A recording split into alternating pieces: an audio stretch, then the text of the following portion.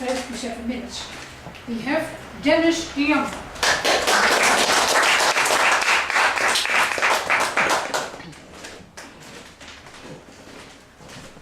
So when we think about creativity, what do we think about? We think about people like Mozart and Zinedine Zidane, these brilliant people, and we think it's this mysterious, magical process.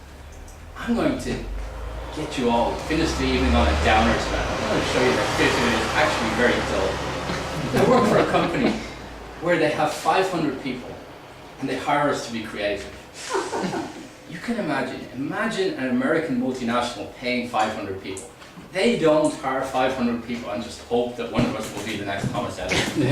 They do this because they know it makes money. And they train us, they create structures and programs and all this to make us creative. In fact, creativity comes down to just 3 simple things.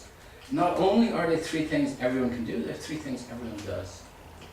And the first of these 3 things, I'm going to give you a perfect example. My speech was 9 minutes long. I couldn't figure out a way to get it all done. So I'm going to take 2 minutes by saying this is the first one. Everything is covered perfectly, I don't need to go anymore. That's also an example of out-of-the-box thinking, which is the whole point. The second thing, this is much more difficult.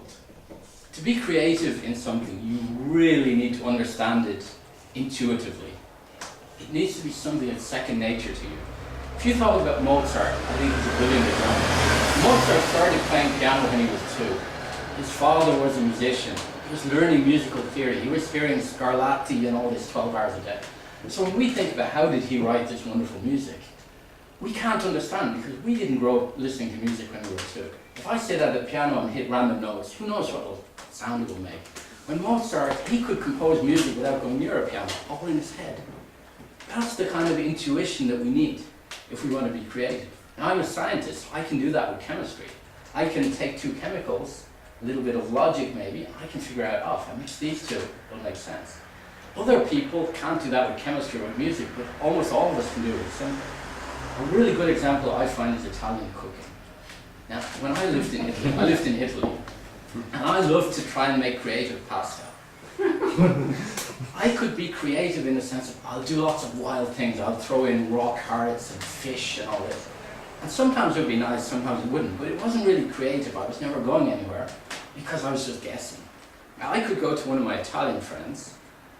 She would be able to taste in her brain, without even making it, if I add some oregano to that and I add a touch of basil, I can tell what it will taste like. And I could give her some of my pasta, and she could say, nah, what you need is, and she would go, it would be delicious. And it's that kind of intuitive understanding that we need. And the thing is, we all have it. Because you think, like, if you're a teacher, let's say you're in my class now, and you're all misbehaving, I would have no clue what to do. A teacher would probably look at that nasty fella down there in the corner and say, if I discipline him, it'd be so intuitive and she'd know what to say, and everyone would shut up. We have that level of understanding in something that we can be creative. That's 2 of the keys. Intuitive understanding, thinking out of the box. The third one, I don't have a word for it, but I'm going to call it analogy. And that is, you have a wonderful understanding of one subject, but you're going to be stuck in a rut if you only think of that subject. Your brain does not think of new ideas. Our human brains do not invent ideas. What they're brilliant at, they take an idea from one place and they put it somewhere else.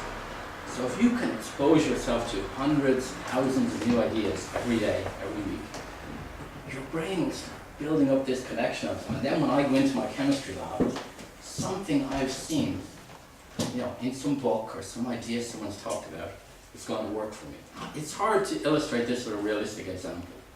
So I think of a very stupid example. Stupid examples are usually even better. Stone Age man is walking along. He sees a horse running by. He says, I wish I could run as fast as a horse. He has no idea how to do it. Then he sees a horse stop. And he sees there's a flea on the horse. And he says, wow, that flea is able to go as fast as that horse. If I could sit on the horse the way the flea does, I could go as fast. So he invents horse riding. That's a stupid example. Somebody else, thousands of years later, sees a man riding a horse. It's really efficient, but the horse, it needs to be fed, breaks its leg, and this. If I could invent a way to do horse riding without a horse, how would I go about that? So what what does he do? He invents a car. Somebody else comes along and says, I like my car, but there's so many things I like in my house, for example, my phone. What would happen if I were able to take the things I have in my home, put them in my car? He invents a car phone, for example.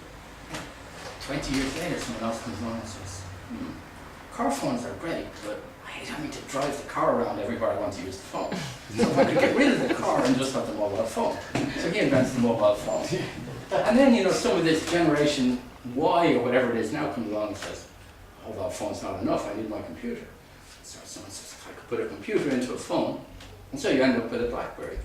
And, when you look at a BlackBerry, it sounds like an incredible original idea. I'm sure the logic didn't work like that.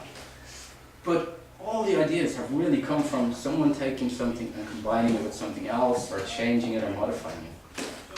When you want to be creative, you have to have all these ideas in your head. I told you I would be dull and I would depress you. I'm going to depress you even further by telling you there is a way. There's a Russian scientist called Altshuler who proved that there are only 40 ways to be creative, at least in the field of technology and science and all that. And what he did was he showed that every invention that has been made in the 20th century consists of just 40 ideas.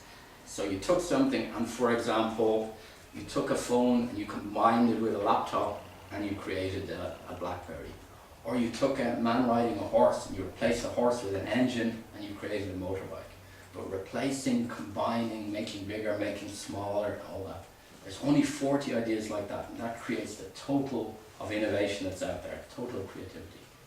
If you're really, really dull, and you have a very dull life, or if you happen to work in an R&D company, they will actually give you a training in that. But we don't need it because our brains do this automatically. Our brains are tuned to pick up ideas. Every time we see something, our brain puts that in there. Every time we need a creative idea, the more thoughts we have, the more creative we can be. So I call my speech, You Can't Teach Creativity. I believe you cannot teach creativity for the simple reason that we're all creative.